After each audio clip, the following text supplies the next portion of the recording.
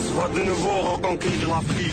Nous sommes les démons de Macron. Maintenant, c'est notre pays.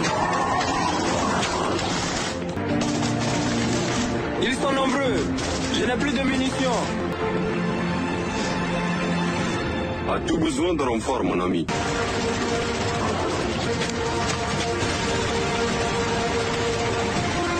Merci. Heureux d'aider, mon ami. Hi guys, today we are going to talk about Africa with my fellow from LSE, Léon Bourgueil. Hi Léon. Hi, thanks for the invitation. Yeah, today we will discuss some general processes, developments that we are witnessing now, in particular central and western parts of African continent. And for sure we will talk about Russian influence, because that was the topic of your recent article that you have published with other LSE students. So in general, let's start with Russia's strategy in Africa. How do you see this strategy? What does Russia aim in Africa? What does it chase? Well, I think it's important to keep in mind that Russia is, of course, not the only actor in Africa. There's many actors trying to get influence. There's a lot of interests of any kinds, but for sure we could see like more deep interest recently for Russian in Africa, because after the fall of USSR, basically the links and the amounts of energy that Russia was putting in Africa decreased a lot. But for instance, in October 2019, we have the Russian African Summit held in Sochi, which has been seen by many analysts as a new step in Russian-African collaboration. But as I said before, nothing to compare with former Soviet influence on the official side. But what's really interesting with the Russia's case is that there is a use of non-traditional actors, military groups, but also influencers, and a kind of vast nexus of influence that is hard to grasp, but that is powerful, and that is also backup to serve the more general Russia interest in the international scene in terms of narratives, but also in terms of resources. They got access to a lot of gold mines and to military bases as well, because they lost the Syrian base, which was a really important point in their strategy to expand their influence and their geostrategic reach into Africa. So they have to build a new strategy, and this is what we're witnessing now, I think. So you are talking about Russian military factor in Africa, which is really interesting given the ongoing war in Ukraine. And just recently, in April 2025, it was reaffirmed that Russian military base in Sudan will stay there in the Red Sea coast. So as far as I know, this military base can be a shelter for Navy, including nuclear submarines, and which is really crazy if Russia have submarines, nuclear submarines in African continent. So how does it come together? Russia wages war in Europe, very exhausting war in Ukraine, and simultaneously it is very active and persuasive in Africa in terms of military activities. How come it is possible for Russia? How do you think? And have the war in Ukraine changed the military factor? Maybe it was decreased. I don't think so, because at the same time we've seen new shifts in the military presence, especially in Western Africa and Central Africa, which is the French retreats of almost every military bases that they used to have. So I don't think that similarly with the start of war in Ukraine, we have seen a decrease in the so-called Russian presence in Africa, mainly because the presence in Africa follows, I would say, a different logics. I think more about interest in business. So basically, the Wagner groups, so now called Africa Corps, make business in Africa. They're there for of course, some broader interests of Russia, but they work through they're mercenaries, so they provide military support, but at the same time they got, for instance, mines or strategic resources that they could sell. And actually, it has been a double strategy, because since the war in Russia, a lot of Russian assets has been freezed, and it was really important for Russia to secure gold, because gold could be easily transferred to any kind of currencies and could serve Russia financial stability. So I think there is also a link as well between the Russian interest in Africa and the start of the war in Ukraine, and let's say the isolation of Russia from Western and let's say global financial system, because they were accessing gold, which is really fundamental when you are doing war to stabilize your currency in any case. Yeah, and I think at the same time there is another tendency, which was the retreat of the French troops, and also the backlash as well on some French operations such as Barkhane. So I think there is a link, and we actually have seen also some Ukrainian troops fighting some Wagner mercenaries in Africa as well. So I think it took place maybe on a more kind of low key or underground. Let's say it doesn't get maybe on the front news, but this is happening for sure. Yeah. So what you are talking about is new colonialism, actually, when a country is getting mines and gold from Yes.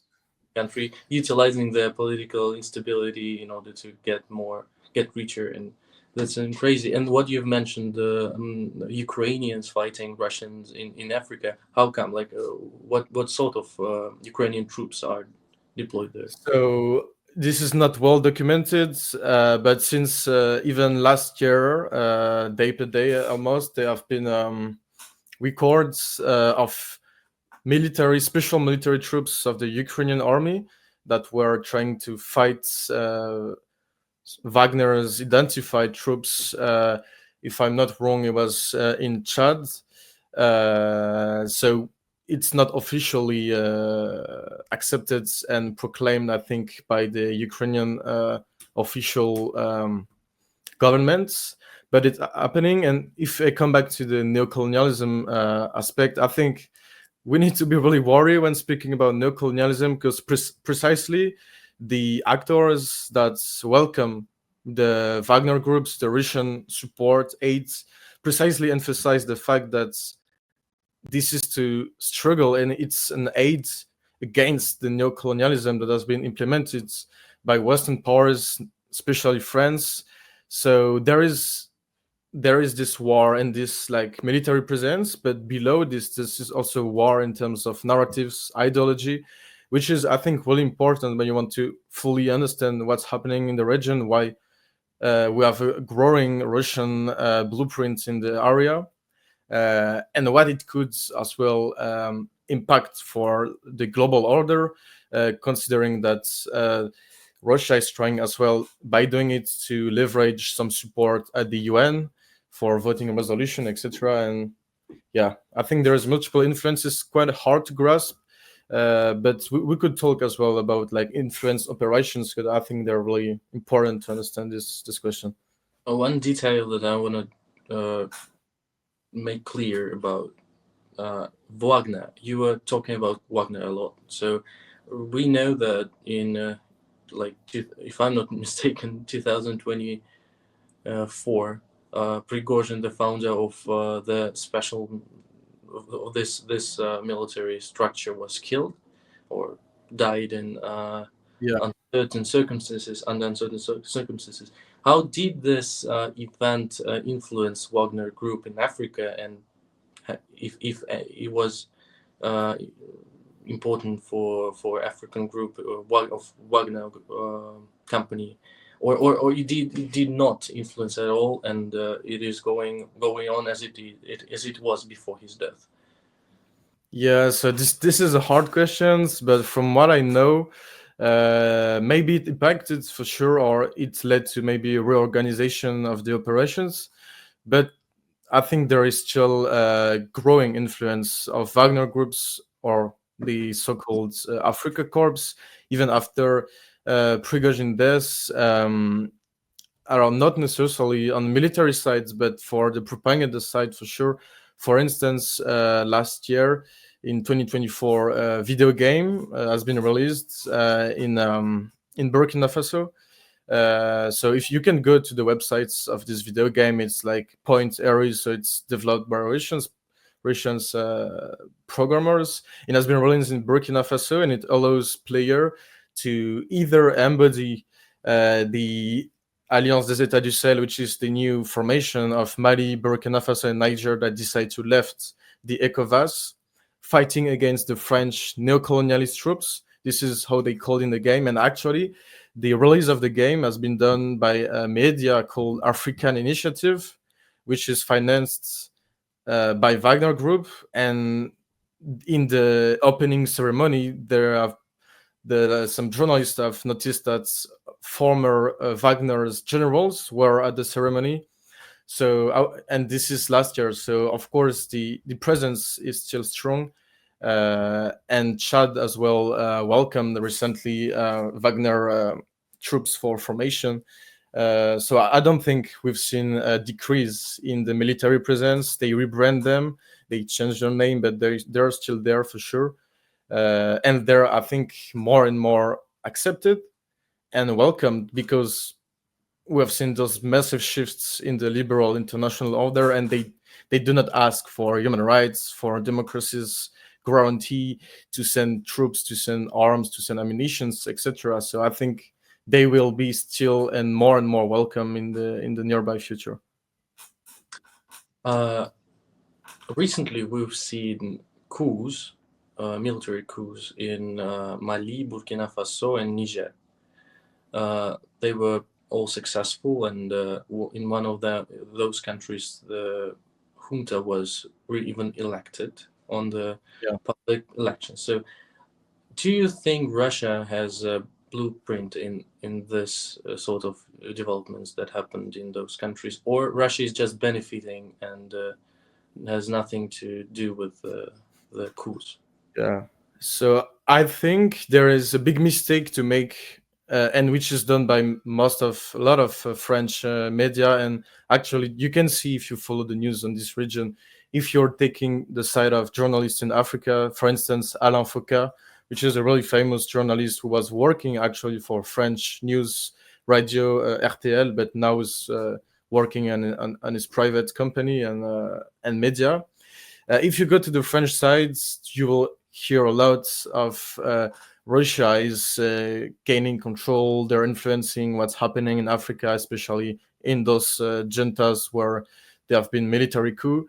On the other side, you can see the journalists in Africa and like leaders of intellectuals, etc., saying the Westerns people and the French people are claiming that this is all about Russia's influence. They're trying to make young African people against French government, etc.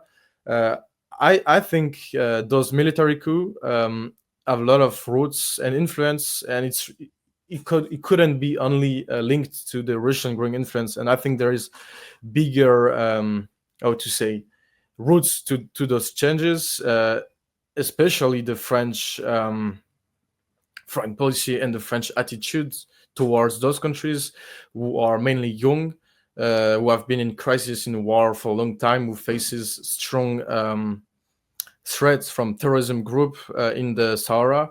So I think it's really hard to just link those military coups to a growing Russian influence. There is a Russian influence, but I think if you listen to the generals of Niger, Burkina Faso, they would say, yes, there is the Russian. Yes, there is the Turks. Yes, we buy some drones from the Middle East because they want to sell us weapons. The French were, we're not going to sell you weapons because you are not democratically elected, etc. So I think, I mean, in the official speeches of those generals, there is more about its pragmatic approach, and that's, okay, we will deal with Russia and with Wagner Group because they gave us what we asked them to give.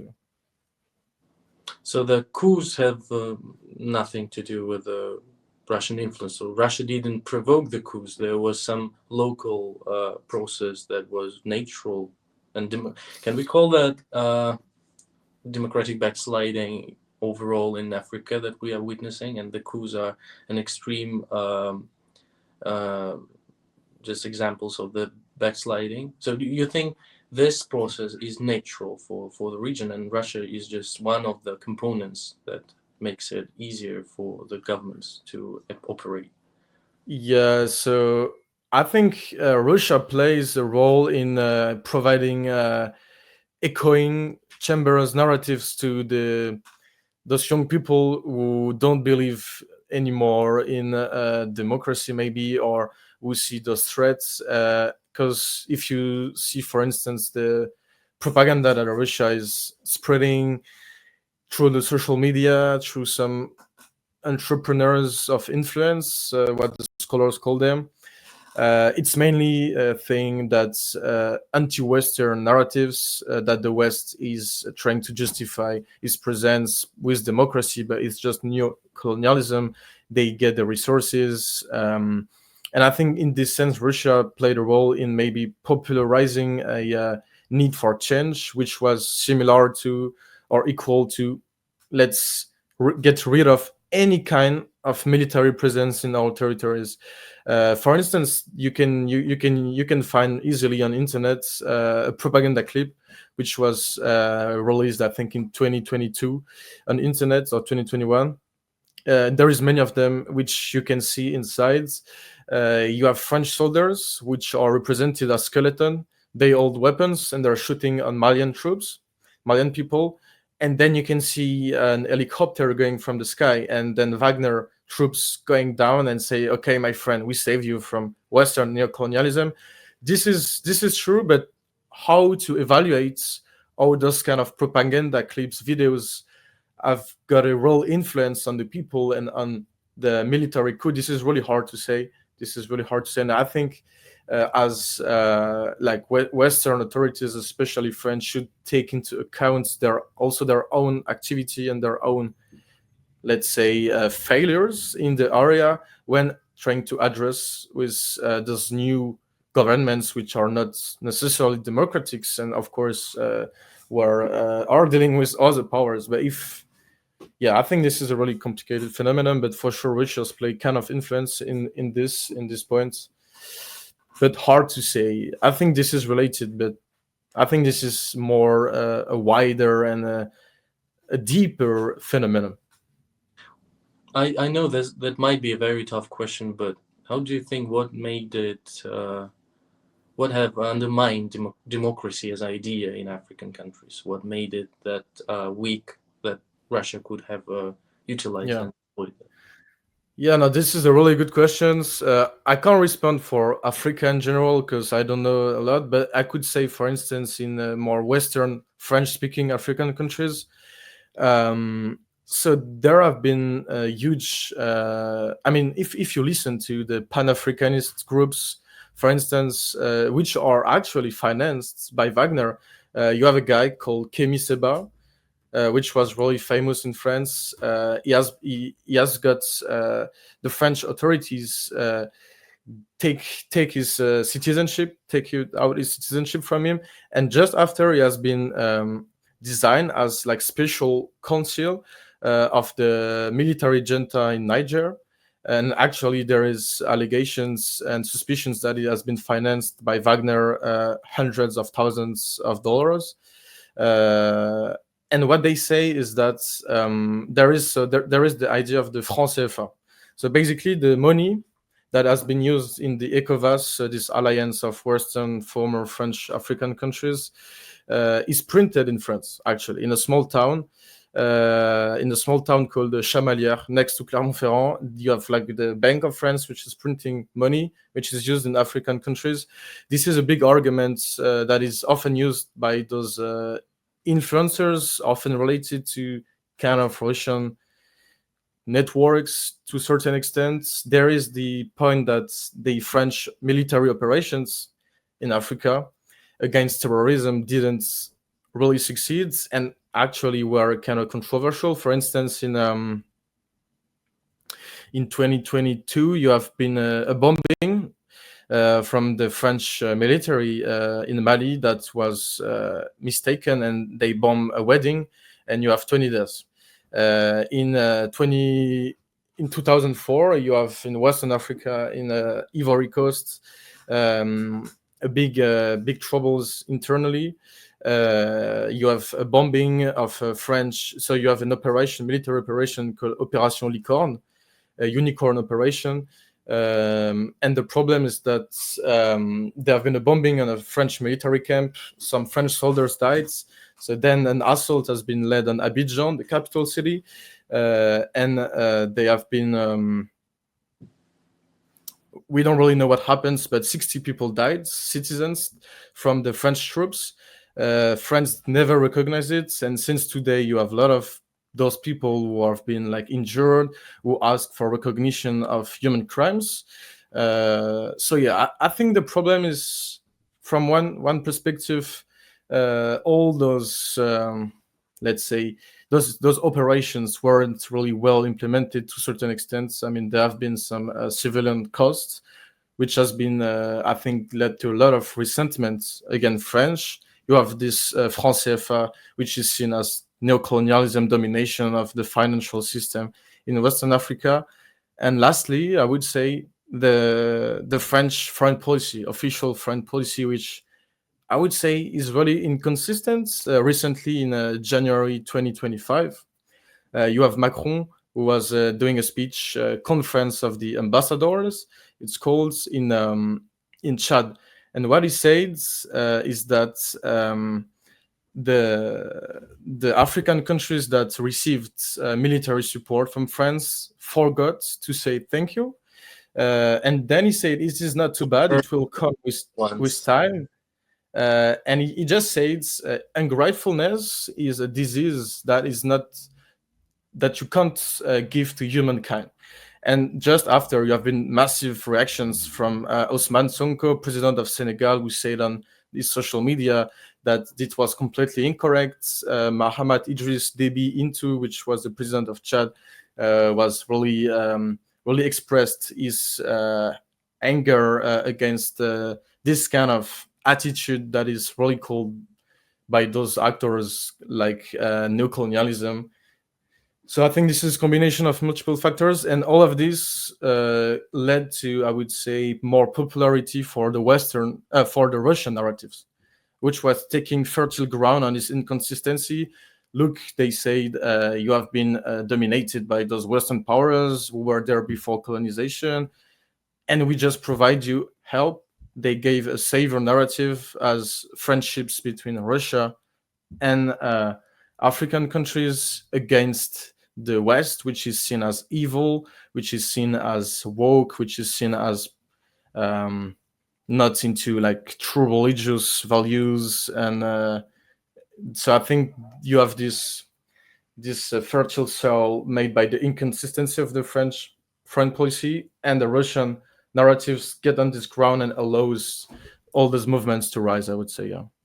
It's an interesting merging of Iraq syndrome, if I can call that, like war on terror plus casualties among civilians, causing the resentment in the countries which are being the field of operations, and then it's getting utilized by foreign force like Russia.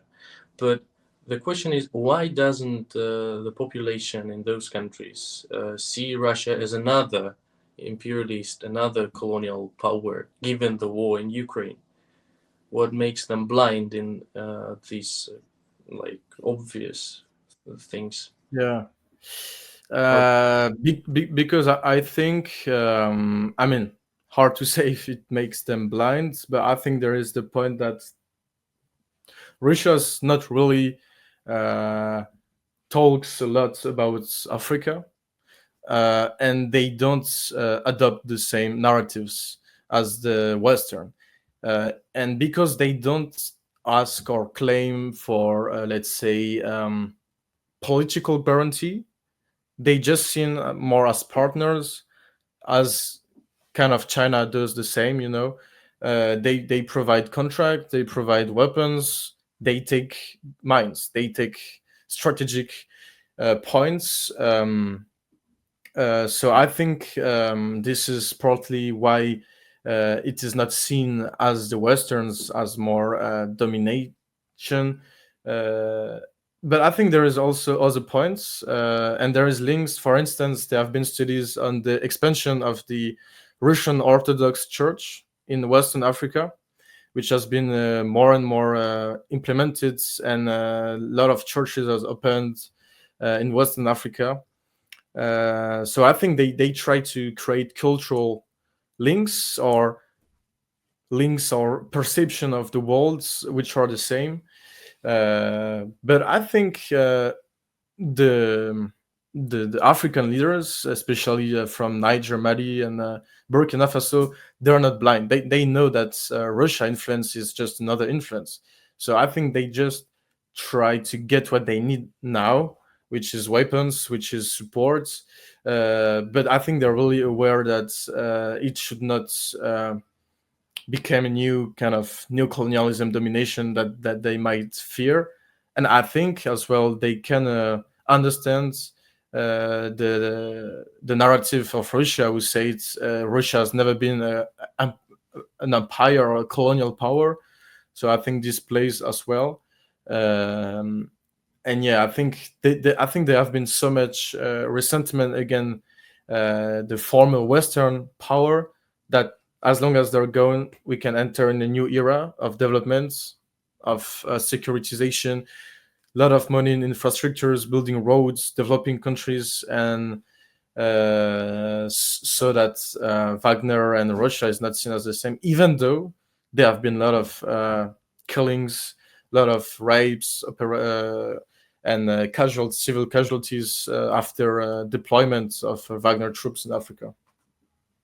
Going back to France and France's perspective, you've been criticizing France a lot in terms of the military operations and all that stuff that was done by France in the region, including the area of usage of money that is being printed in France and all the post-colonial heritage France has. But we didn't talk about France's attitude and the assumption of what is happening there. How do you think what French government thinks about that, and what's the popular opinion on Russia's entrance in the region, and what France has done, all those mistakes that you have mentioned? Are they being rethought or not? Yeah, so actually, the French military are building a completely new strategy in Western Africa. We are actually we have no more troops in the Sahel. They all gone. We still have some troops, if I'm not wrong, in Ivory Coast, but really few. So let's say we kind of lost the points, our presence, military presence in the area, mainly because a lot of those countries were just asking for the French troops to leave the area. I think that there is still some positive heritage, of course, because the countries Mali, Burkina Faso, Niger, they are still, let's say, sovereign of their territories. And at this speech, Macron in 2025, the Conference of Ambassadors, he made it clear. From his point of view, he just said that if the French didn't send military operations, none of those countries will be sovereign anymore, and there will just be like different military groups sharing the territories, and it will be even more and more unstable. Then how to evaluate this is hard to say. For the opinion of the people, I think this is not really the main point today in French politics. Of course, the point is that we still have a strong now currently this is more about Algeria that is raised. But yeah, I think there are not really popular operations because there have been more than 50 French soldiers that have been killed in all Serval and Barkhane operations. So yeah, I think, and even now, if France try to send more again troops in the area, it will not be seen as a positive operations within the French population, um, because also of the war in Ukraine, and people will say we need to focus on what really matter for France.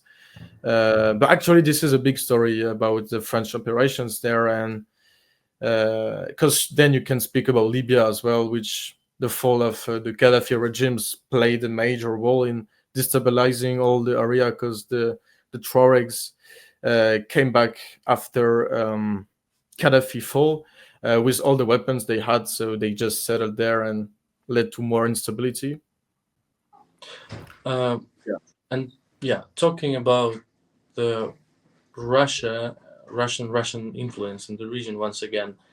Do you think that China is concerned? Because Chinese they see the African continent as one of the strategic areas of the foreign policy. They seek new resources, and now when Russia is taking more and more of them, it might also be a room for competition between two powers. Yeah. Don't Yeah, I think this is particularly relevant because that's true. Russia is expanding its influence.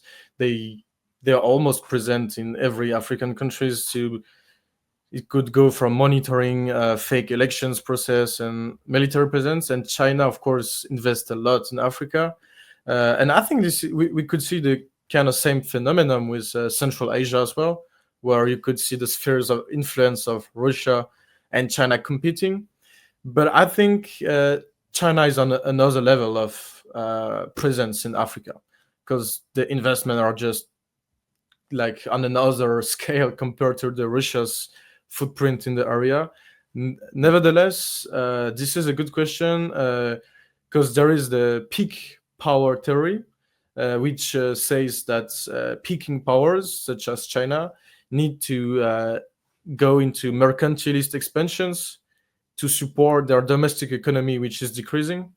And some people or some analysts argue that the Belt and Road Initiative that China is expanding in Africa, Asia, but especially in Africa, is one way to fulfill and to create new markets for China exports. But then the point is that when you do investments in Africa, for instance, you will need to protect them. Then raise the question: will China use private military companies in Africa, which could compete with the Russian investment? They done it in Myanmar, for instance. You have a Chinese private military that protect the Chinese investment for the Belt and Road Initiative. Yeah, I think, and especially in the context of Trump trying to, some people say, reverse the Kissinger. The Kissinger, and trying to break down the alliance between Russia and China. How will it play in Africa? I think this is really interesting question. Yeah. I didn't want to talk about the US today, but you have mentioned Donald Trump, and now it's inevitable. So, do you think that the US, given its starvation in terms of resources, and its need for expansion, will somehow also put more effort in African direction, or and also yeah. So given the expansion of China, particularly, and the war, the trade war that we are witnessing now between China and the U.S., maybe Africa can become another arena for the Yeah. U.S. competition as well. How do you think? Yeah, that's really true. I'm not sure in Western Africa, but the US are interested in rare earths and the minerals that you need to use for chips making, for new technologies. And actually, if you go more south in Africa, in Congo, Democratic Republic of Congo, DRC, the Trump administration actually proposed a deal with the government of Felix Tshisekedi in DRC, which quite the same as in Ukraine, minerals for security guarantees in the conflict in the eastern Congo with Rwanda. So I think, yeah, we could see we could see the US more interested in specific, really specific targeted minerals operations to provide because the US want to produce domestic cutting edge technologies, especially chip making, and they will need a secure providing of our resources. So they could I think it could be, but then on the other side you could see how they cut the US aid, which was really important in those countries. So I don't know how it will play out in terms of the cooperation with the governments and the popularity, because I think the US popularity in Africa is really low at the moment, of course. So yeah, but I think considering the how to say, like the boom on the population that will happen in Africa, in countries like Nigeria, it will be a new arena for great power competitions, I think. Yeah, especially because of the resources. Talking about US aid, and you mentioned that it had much impact on domestic issues within the African countries. What are those? What is the influence that it had? And also, did it influence the civil society? And if so, now what is the stance of civil society and democratic institutions, non-governmental, of course, in African countries when Trump has cut the U.S. aid? And are those institutions still able to combat the Russian influence, Chinese influence, and the growing authoritarian wave, or they are just Yeah. So I couldn't respond for Africa in general, but again, if I come back to Western Africa, I'm not really sure about what to what extent it was really crucial, but there have been there have been warnings and people that call for, because in some countries it was representing 30% of the budget for food supplying in those countries. So actually, it could lead to more famines, and which could lead to mass migration within African countries, this possibly destabilizing the regimes, the democratic, the civil society. But I think it's really important, I think, to understand that the civil society, they just want African initiatives. Africa decide for what Africa needs to be. So yeah, I think I don't know if we could really evaluate how strong African um, civil society are resilient to struggle against Russian influence. But I think Russia gets a good starting point or an advantage because they really targeted their operations. For instance, Russia Today and Sputnik, they were on the first global news to really target the access of news towards smartphones. And smartphones are in a lot of African countries the main access to internet for a lot of people. But they started to do this even in 2016, so quite early. So they gain a lot of grounds and the media environment in those countries, and they are still strong, and they basically a lot of African media are like how to say, they just republish sometimes at the identical articles from Russia Today, Sputnik News. So I think in this sense, Russia could access to influence civil society in Western Africa, also because they are targeting individuals who are famous on the social media and who argue in favor of the Russian narratives, sometimes without even mentioning Russia. But sometimes it's not even controlled by Russia. It's really they will use some content that has been created by Wagner groups. They will take it for their own aims. So it will change a lot, but the overall narratives will be against the Western occupation and therefore more inclined towards accepting Russia in their area. Probably the final question for today. Yeah. What's your? I know it's hard to do any prognosis in terms of future and all. It's very hard. But anyways, what should we expect from the Russia-Africa relations in maybe 5 or 10 upcoming years? And how do you think it will all end after the Ukrainian conflict will be either settled or frozen? Will it be fueled, or may, if I can reshape the question, may Africa become another ближнее зарубежье, how they say, so another arena for Russian foreign policy? Um, Yeah. Again, I will respond more for Western Africa and French-speaking African countries. Yeah, so I think there is the question of the terrorism. How will Wagner groups and also how will the three countries, Niger, Burkina Faso, and Mali, who collectively decide to left the ECOWAS, who collectively decide to create the new alliance of Sahel states, who collectively decide to welcome Wagner troops and supports, will handle the security threats of terrorism and instability in the Sahel. And I think this will play a big role in their popularity. And if it's successful, or if they manage to keep those groups really up north in the deserts and to develop their countries, they will be more. It will be see more as a success of the Russian African cooperation for sure. Uh, I think this is what will influence the future. Of course, I think also the outcome of the war in Ukraine.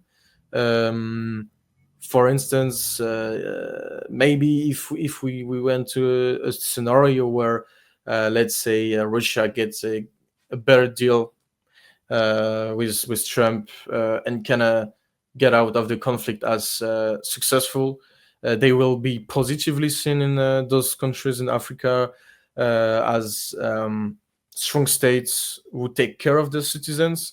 But I think the main question is how those countries will welcome the Russian influence, will deal with their domestic issues, development, and then I think I think we could see both strategies, and how far will Russia be able to expand their influence in Africa? How far will the Russia economy sustain this presence? But I think for sure, if we go more towards China, which kind shares, let's say, maybe more values with Russia than with the so-called West, and they are like expanding. If you go on social media, you could see a lot of Chinese people in Africa getting married with African people, French speaking in Ivory Coast, for instance. So yeah, I think it will play also a big role. So yeah, but I think mainly how they will deal with the terrorism threats in Sahel, and how will Russia get out of the conflict in Ukraine. Thank you, Leon. It was a really insightful and interesting interview on a very, I would say, investigated area of studies. And I hope we will stay with you on such topics as Africa in the future. So thank you guys for watching us. Don't forget to like, subscribe, and share our videos, and stay tuned. Bye. Thank you very much. Bye.